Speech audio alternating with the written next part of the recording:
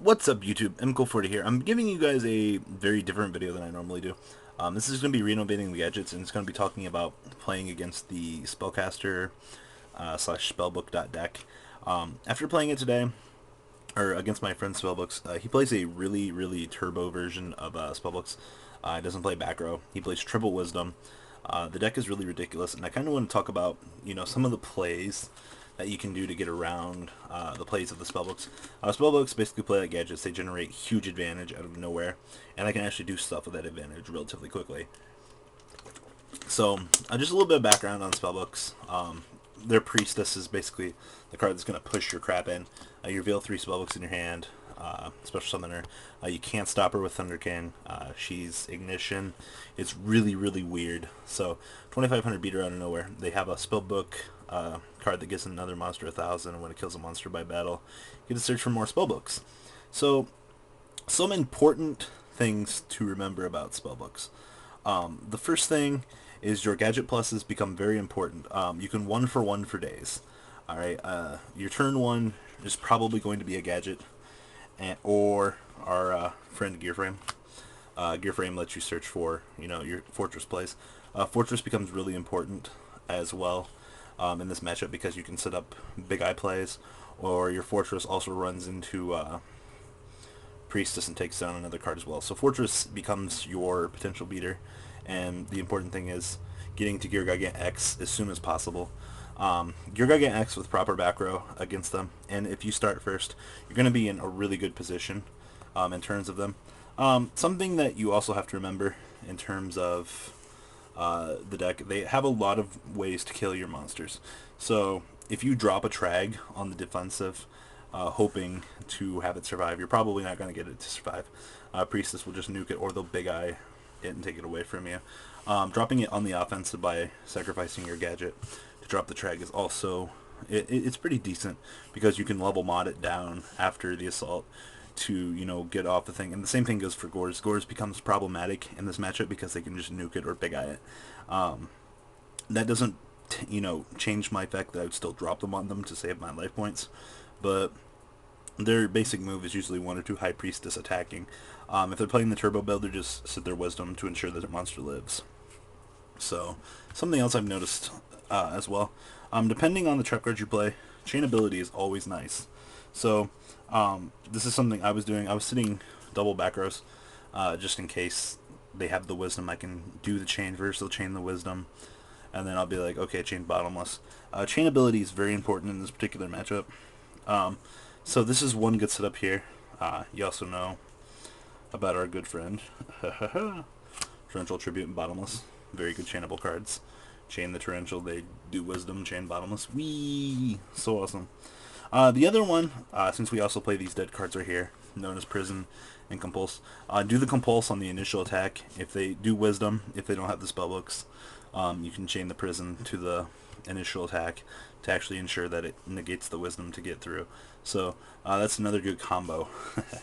The other sad part is Maxi doesn't do as much in this particular matchup as I wish it would. It's really bad in terms of, well, I guess you can chain it to the summon of Priestess, but that's going to be the only summon that they're probably going to do for the turn. You can also chain it to Spellbook of Life when they go to revive, but other than that, you're not going to get more than 1 or 2 cards a turn, if that. So Maxi doesn't do much. I feel like Veiler would do more in this particular matchup, just because it stops their Stratos guy. That doesn't particularly say that I would drop Maxi from the deck at all, so I still feel Maxi's superior for other matchups. Also, Mind Control. This card is amazing in this particular matchup. Only because you can take their Priestess and overlay. Some side or notable extra deck cards in this particular matchup. Whatever you do, don't make Roach. It doesn't stop their Priestess. Just saying. Like I said before, notable stuff. Garrigan X, really powerful card in terms of this matchup.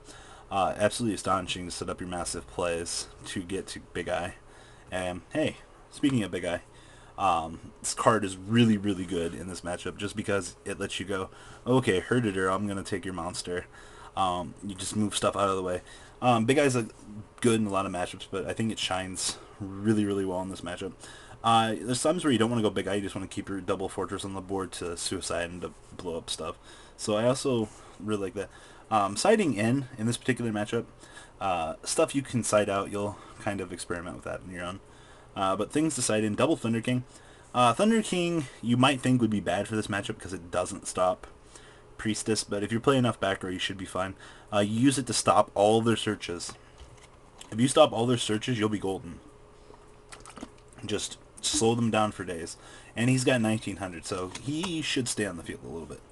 I would also bring in double Soul Taker. 2500 is a contender to deal with when you're just sitting on one gadget. So Soul Taker lets you blast the crap out of that thing. If you're playing Smashing Ground, you can also substitute Soul Taker for that. And then lastly, this is something a lot of people might not do. I would board in double Macro because the deck relies on the graveyard. If you can shut off Priestess from not letting them get spellbooks in the graveyard, oh, you'll be golden. You just have another 2500 monster staring at, you know. And I believe Spellbook of Power says it has to destroy the monster and send it to the graveyard. I'm not 100% sure on that. You might want to look that up, guys. But that's the case. It's a lot less cards that they have to deal with. It depends on the build. They might not be back row heavy. I also believe this shuts off Spellbook Tower because I believe it gets removed from play and it won't be able to resolve. So, very good. I know most people are still maining triple MST right now. Triple MST, depending on the version, can really hurt spellbooks because you just chain it on Life's activation and it just shuts it off. So that's my 2 cents on prophecies, aka spellbooks. Let me know what you guys thought of this video in the comments down below. I might do more of these. I kind of want to see what the feedback level is on this. I just want to talk about my experiences today from locals and just playing my friend's spellcaster deck for like 20 games in a row. So it was a fun day. I got my feet wet with prophecies. They don't set back row, guys. They don't set back row. If there's 2 back rows down there, they're double wisdom. I'm just saying. So, well, yeah, my power level's over 9,000. So, take note in the things I said in this video. Let me know what you guys would do against them. I still feel that Macrocosmos and fucking double Thunder King would be absolutely astonishing in this matchup just because it shuts off most of their plays. And Twinkies here is good. If you win the dice roll in this particular matchup, you get a really huge advantage just because you get the ability to summon gadget, set back row, and turn. Depending on their play, if they don't have the MST, you know, you have something to stop them. And then you go next guy into next guy. And then you just kind of steamroll from this point on. So it just generates a huge amount of pluses. That's why I love Gear Guy X. So many good plays that this card can do. So, well, like I said, guys, please let me know what you think about this deck in the comments down below. Let me know what you guys have to think about prophecies. I know I probably should have covered another big deck like Mermails, but I haven't got a lot of playtesting against Mermails yet.